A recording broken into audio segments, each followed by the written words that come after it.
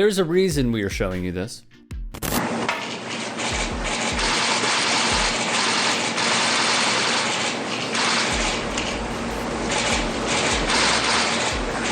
Because in short, it is enraging to see. The risk to the American people remains very low. People die from the flu. We have it so well under control. I mean, view this the same as the flu. The repeated attempts to de-emphasize the legitimacy of this threat. The CDC is advising the use of non-medical cloth face covering, but this is voluntary. I don't think I'm going to be doing it. The lack of leadership. Why are you not wearing your mask? Because there's no COVID. The resulting radical anti-science dissent. And a lot of good things have come out about the hydroxy. A lot of good things have come out.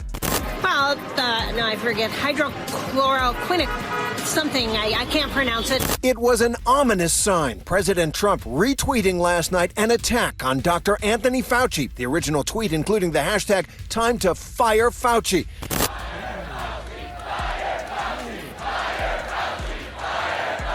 It's going to disappear. One day it's like a miracle. It will disappear. The continuance to play it down. Yeah, no, I don't take responsibility at all. The lack of accountability. In sports, we want to get our sports back. And of course, right up our alley, the failure to secure a healthy return. Look, the president was told of the threat and seriousness of COVID-19 all the way back in January of 2018 by the Secretary of Health and Human Services, Alex Azar.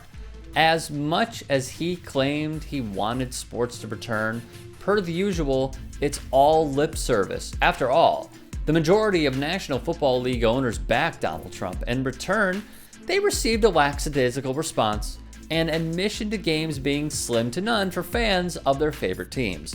One study via Team Marketing Report found the National Football League could suffer a $2.7 billion loss from not being able to have full fan attendances at games this season.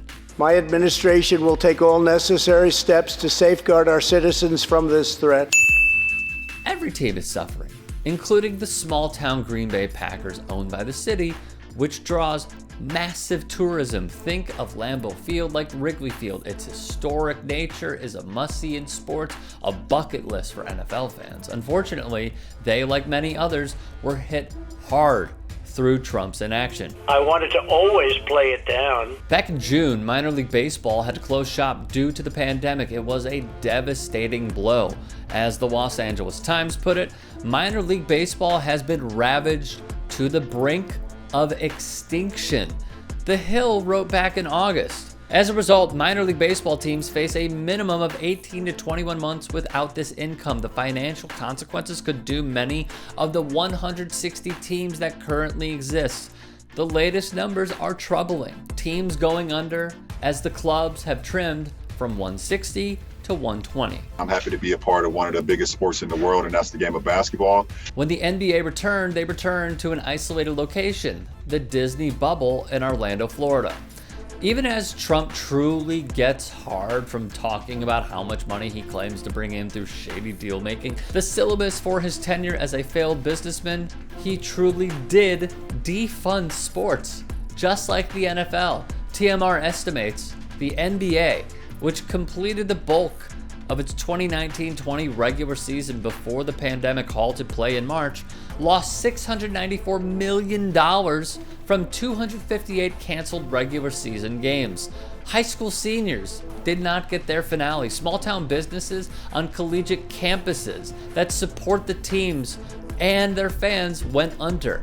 As the Times put it, vendors, videographers, parking attendants all have gone without work to put food on their tables. He downplayed myocarditis, he downplayed the virus, he downplayed the impact. However, as journalist Sarah Kendzior wrote once upon a time, you know what solves it? When the economy crashes, when the country goes to total hell, and everything is a disaster. Then you have a, chuckles, you'll have riots to go back to where we used to be when we were great. Quoting, of course, Donald Trump. A lifetime disaster capitalist, indeed.